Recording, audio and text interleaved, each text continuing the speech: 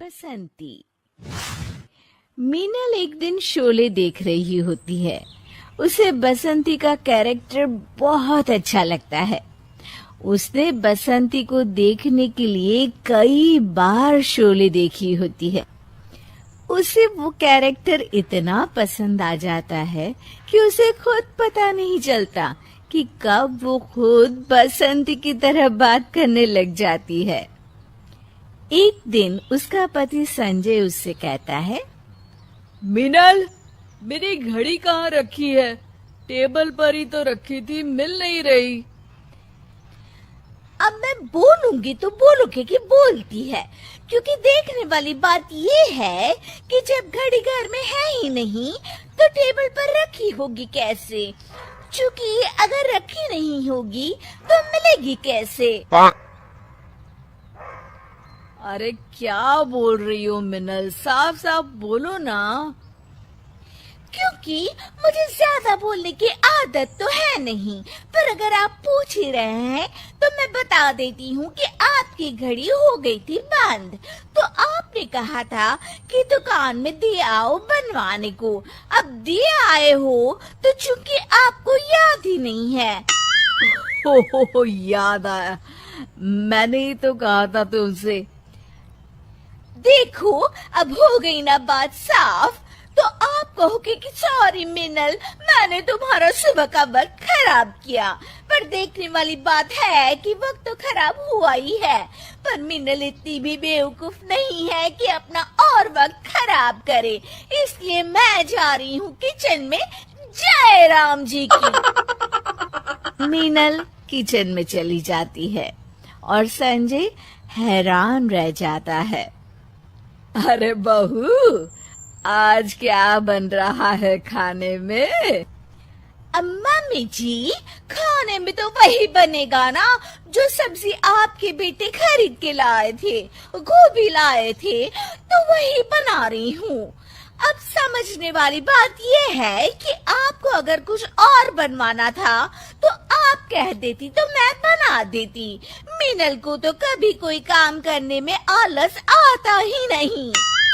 अरे बहू बस कर, तू तो रेल गाड़ी की तरह बोलती ही चली जा रही है।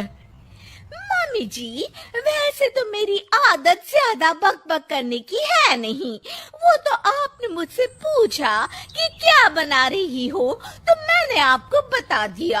आप नहीं पूछती तो मैं नहीं बताती, क्योंकि ये तो वही बात हो गई ना कि उल्टा चोर कोतवाल को डांटे। एक तो आप मुझसे पूछती हैं, फिर उल्टा मुझसे ही बोल रही हैं कि मैं कैसे रेलगाड़ी की तरह डर से बोली जा रही हूँ। ओफो, बस बस बस, जा रही हूँ मैं बहू।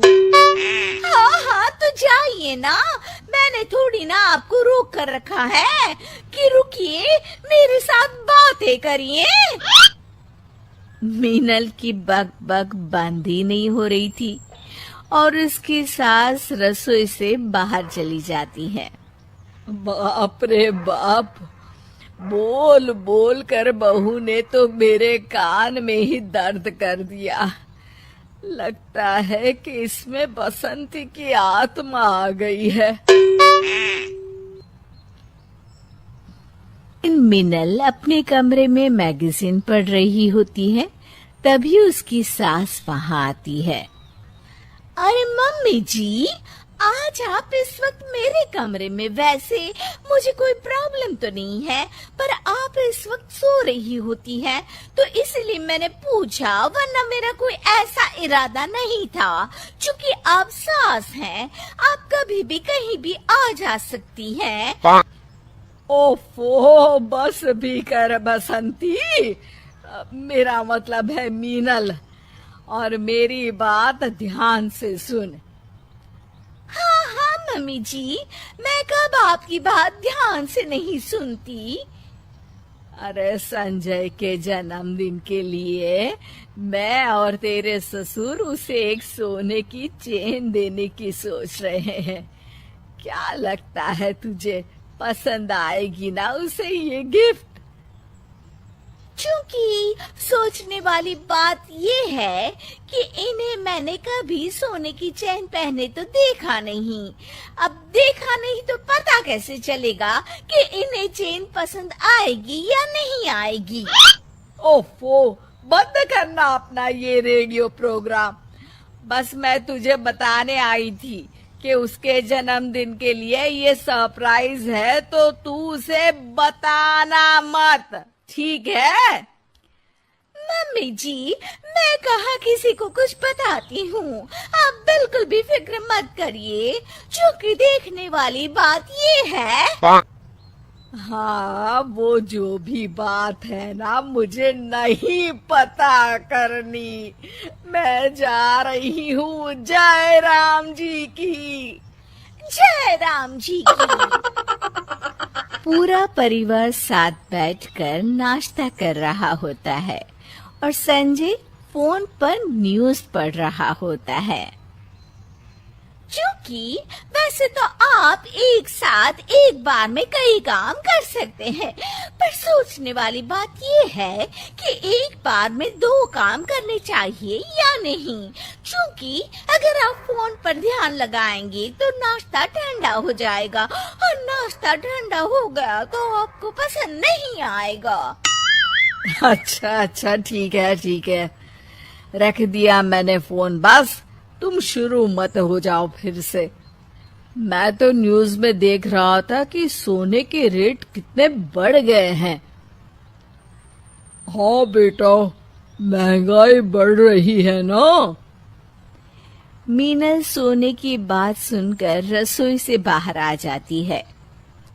हाँ, सोने के रेट बढ़ तो गए हैं, पर सोचने वाली बात ये है कि क्या अभी भी लोग सोना खरीदेंगे, और अगर वो सोना खरीद रहे हैं तो फिर क्या फर्क पड़ता है। अब जैसे कि मम्मी जी हैं जो आपके जन्मदिन के लिए सोने की चेन बनवा रही हैं। धत्तिर की सोने की चेन मेरे जन्मदिन के लिए?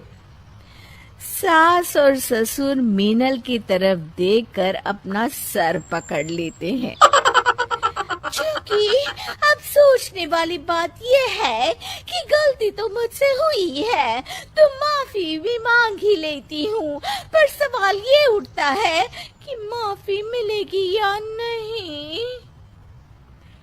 नहीं मिलेगी, नहीं मिलेगी, नहीं मिलेगी माफी। मीनल के बसंती बनने के चक्कर में हो गया बर्थडे सरप्राइज का सत्यानाश।